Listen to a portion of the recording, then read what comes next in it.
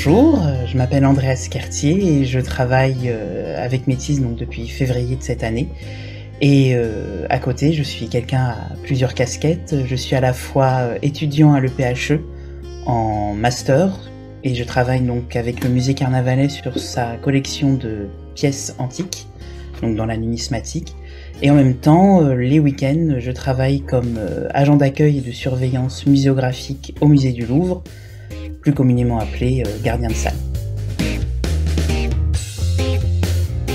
Au tout début, quand j'ai commencé à l'université, je voulais être professeur d'histoire géo en collège. Donc j'ai fait une licence et un master d'histoire. Et arrivé au master, je me suis dit que travailler avec des jeunes, c'était absolument pas fait pour moi. Donc j'ai recherché un peu ailleurs où est-ce que je pouvais travailler.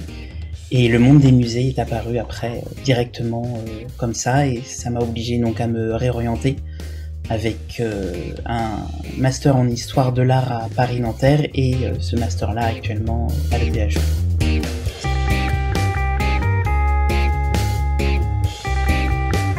Le concours de conservateur du patrimoine, c'est un peu le Graal pour tous ceux qui font des études en histoire de l'art. C'est un concours très difficile, qui est parfois surnommé l'ENA de la culture, et qui consiste en 3 épreuves écrites et 3 épreuves orales. En épreuve écrite, il y a une dissertation d'histoire ou d'histoire de l'art, une épreuve de commentaire d'œuvres d'art dans une spécialité choisie, et une épreuve de langue écrite, qui complète une épreuve de langue orale, mais ça peut pas être la même langue, donc il faut soit maîtriser 2 langues vivantes ou une langue vivante et une langue morte, autre que le français. Et après, en épreuve orale, il y a une note de synthèse orale sur une spécialité. Donc pour conservateur, il y a 5 spécialités, celle des musées, de archéologie, monuments historiques et inventaires, patrimoine scientifique et culturel, et archives.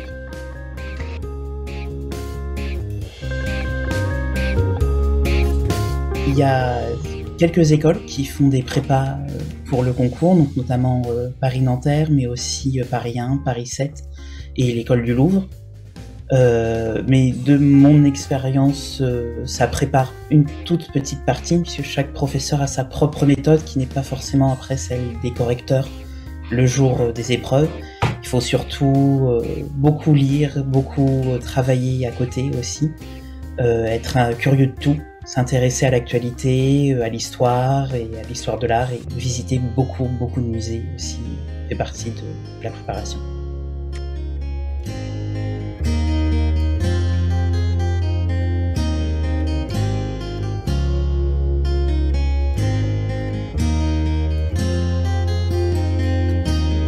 Ce qui m'attire chez Métis, c'est principalement tout l'aspect recherche en muséologie, justement, car en lien avec les concours, il faut connaître tout ce qui est muséologie, muséographie, scénographie, etc.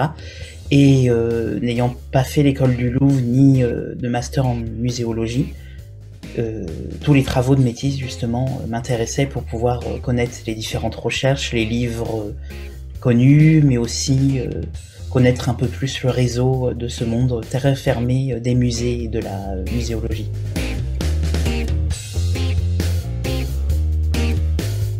En même temps, Métis permet aussi de découvrir d'autres choses du paysage des musées en France, puisque actuellement donc, je suis membre du pôle recherche et on constitue des bases de données à la fois donc, sur les universités de muséologie, mais aussi les musées et les différentes associations.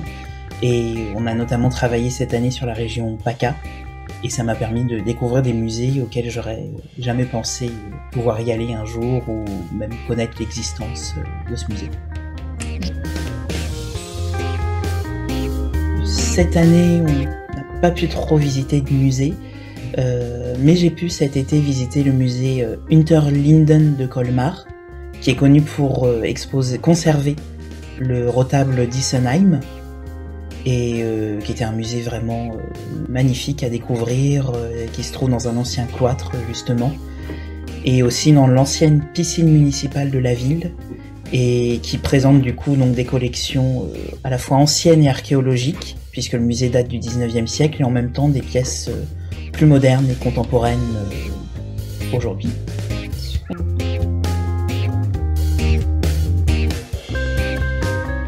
les musées, parce que j'ai toujours adoré être dans les musées qui présentent beaucoup de choses, c'est un lieu c'est un peu un sanctuaire, on va dire, de repos aussi.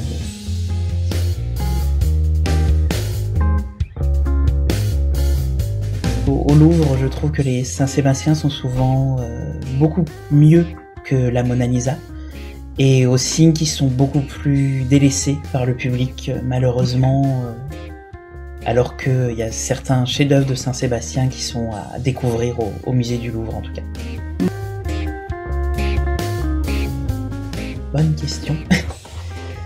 Je pense que je prendrais des jours de congé, parce que passer toutes mes journées assises, à légèrement sourire et voir des tonnes et des tonnes de personnes prendre des photos, prendre des flashs, éblouir avec des flashs, je pense prendre quelques jours de repos sans sourire, justement pour se reposer et pouvoir bien revenir heureux au travail après.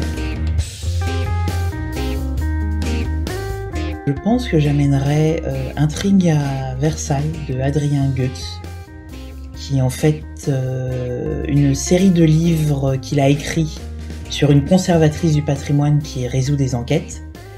Et en fait, c'est le premier livre qui m'a ouvert le monde du patrimoine et de la conservation en général, en fait.